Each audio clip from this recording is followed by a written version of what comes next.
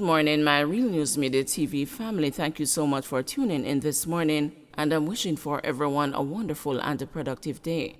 And in the news this morning for December 14, 2023, St. Elizabeth, a farmer accused of chopping man to death. A 65-year-old farmer has been charged following the chopping death of another man in New Building, St. Elizabeth on Saturday. Charged with murder is Jocelyn Boyne, otherwise called Blacks, a resident of New Building. The deceased has been identified as Everton Powell, 54, otherwise called Zeeks. A police report said on December 9, Powell went to Boyne's home and called him out. Police said Boyne opened his back door and Powell allegedly used a machete to chop him on his right hand. A tussle reportedly ensued, during which Boyne chopped Powell several times to the head and upper body. Powell was taken to the Black River Hospital, where he was pronounced dead. The accused was taken into custody and subsequently charged. Last week, St. Elizabeth recorded 6 murders within 48 hours.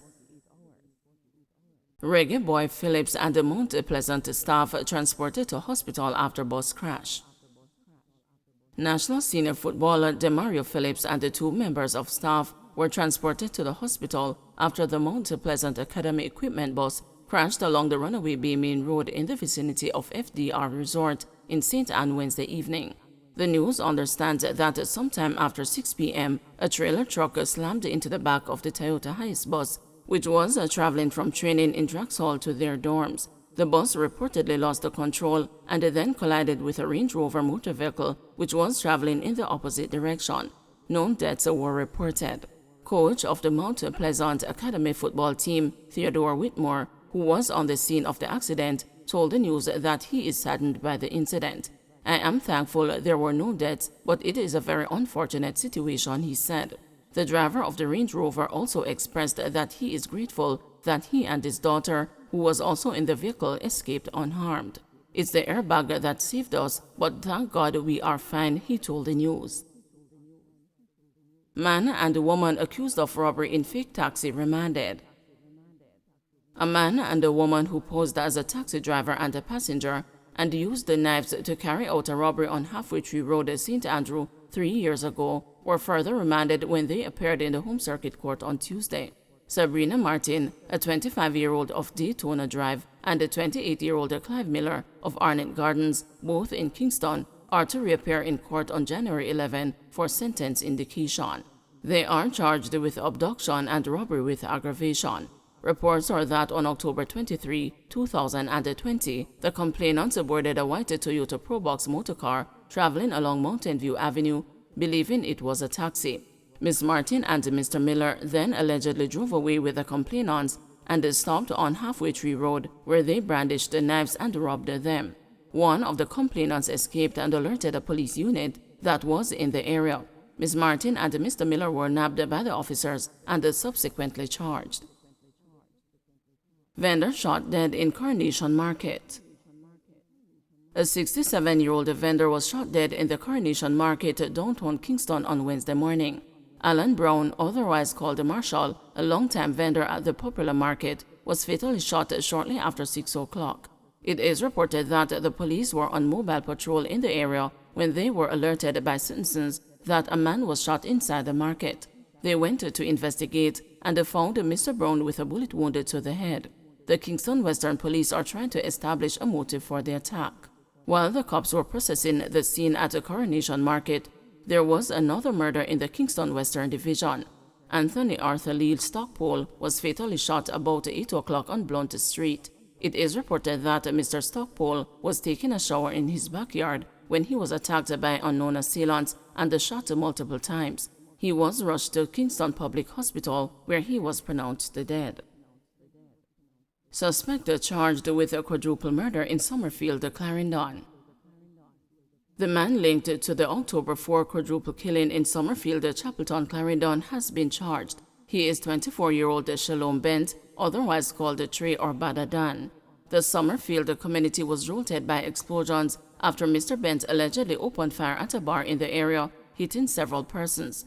Keisha Brown, 44, Theo Manning, 29, Varel Manning, 39, and the 64-year-old Clifton Campbell died in the attack. Superintendent Carlos Russell head of the Clarendon Police Division, told the news that the suspect appeared in court on December 7 and has been remanded until January 11 next year. He suggested that the capture and the charge of Bent should give the victims' families hope that justice will be served.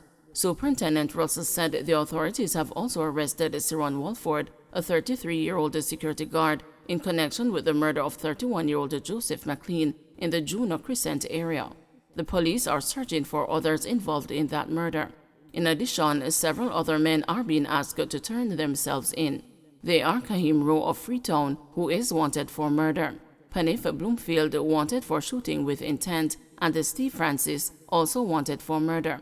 Superintendent Russell said Clarendon residents can expect increased police presence as the lawmen intensify efforts to rid the parish of hoodlums and ensure a peaceful Christmas. So he was charged on December 1st and placed before the court on the 7th of December and has been remanded for court on January 11th of next year. So the charge of Bent would have bring closure to this quadruple murder in the Summerfield space. I know the families of these persons would be pleased to know that someone has been brought to justice for these gruesome acts. Ciron Walford, 33-year-old security guard, also of Juno Crescent, was charged today for that murder. The investigation into that matter is continuing, as there are also other persons that we are looking for who were also involved in that murder. We also have some persons that we want to turn themselves in. Kahim Rowe is called Shane Little Brother from the Freetown era. He's wanted for murder. Panif Bloomfield, wanted for shooting with intent. Steve Francis from the Fourth Part space, also wanted for murder. We have several operational plans that are in place to ensure the safety of the citizens of Clarendon. We have put additional boots on the ground in the town. We're also continuing our operational activities targeting the wanted persons as also the violence producers. And we assure the citizens of Clarendon that they will have a peaceful Christmas. Corporal Rohan James seeks $10 million in legal costs against the police high command. As the legal battle between chairman of the Police Federation, Corporal Rohan James, and the police high command continues, lawyers for the corporal will be seeking at least $10 million in legal costs against the high command. This was disclosed by lead attorney Hugh Wildman. Supreme Court Judge Farrakar had awarded Corporal James and his attorney's legal costs after ordering the immediate reinstatement of Corporal James to his post in the Jamaica Constabulary Force on November 17. The Federation chairman, who was interdicted and sent home by the High Command in July following a comments he made at a funeral service in Portmore, St. Catherine over overtime pay, had taken the High Command to court challenging the decision. He has since resumed duties at the Federation. Mr. Wildman says his team was served with a formal order of the court on Tuesday and now plans to seek millions in legal costs. In the meantime, Mr. Wildman has warned that he will file action in court, seeking a contempt of court order against the High Command if it continues to delay the full reinstatement of Corporal James. He says that the High Command has so far failed to publish the reinstatement of Corporal James in the police force orders and pay him his full salary in keeping with the ruling. Mr. Wildman says he hopes that the Police High Command will respect the judge's ruling after being served with a formal order on Tuesday. King's Counsel Peter Champagny, who is representing the Police High Command, had reported that his team will be filing an appeal against the ruling that Corporal James be reinstated. Beachy Stout asked cops if he was being arrested for murder. "Am I being arrested and charged for murder?" were the words that Everton Beachy Stout MacDonald allegedly used on August 5, 2020, when police detectives popped in on him at his business establishment in Port Antonio, Portland. Beachy Stout was eventually arrested and charged in connection with the July 20, 2020 murder of his second wife, Tonya MacDonald. He was jointly charged with Denvolin Bobla Minot and Oscar Barnes for the killing. Beachy Stout and Barnes are now on trial in the Home Circuit Court in downtown Kingston for Tonya's murder after they pleaded not guilty to the crime. Bubla, however, was given a 19-year and a 10-month prison sentence for his involvement. He confessed to being the person allegedly contracted by Beach Stout for $3 million to carry out the hit. However, he alleged that he subcontracted the mission to Oscar Barnes, who completed the job. Tonia's partially burnt body was found on the main road in Sherwood Forest, Portland, beside the raised motor car she was driving.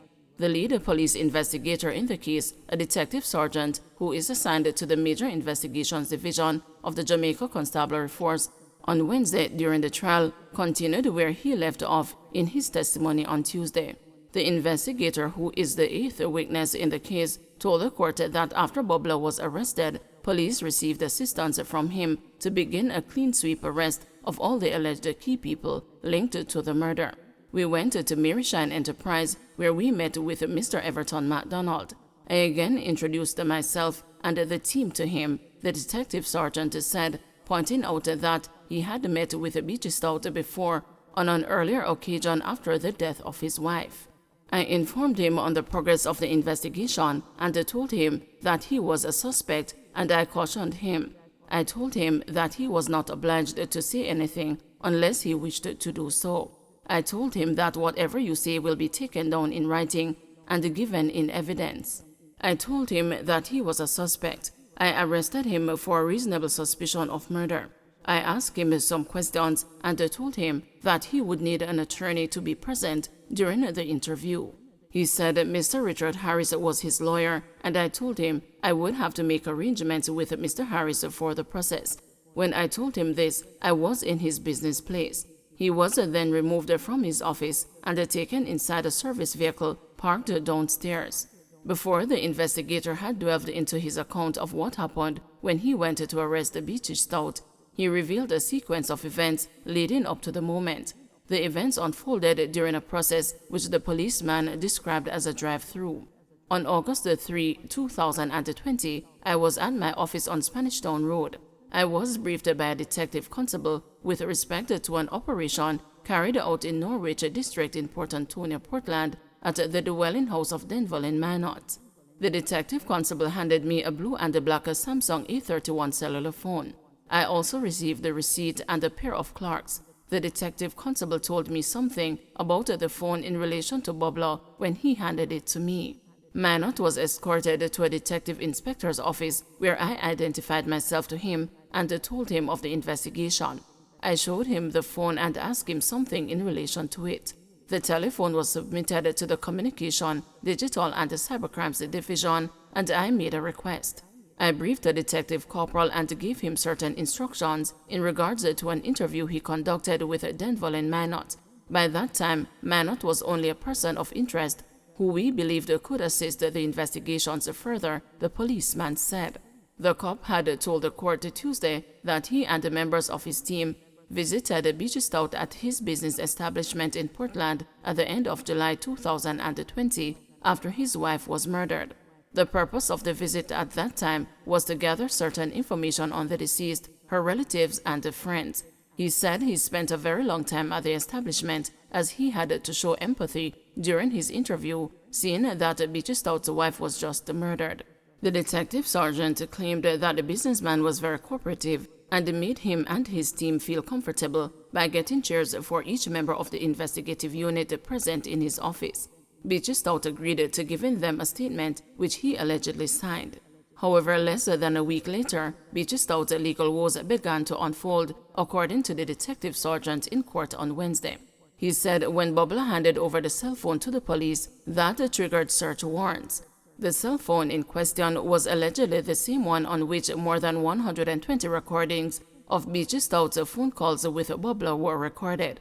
I obtained a search warrant, and I, along with other members of my team from MID, proceeded to Port Antonio, Portland. This was August 3, 2020, when we again met with Everton MacDonald.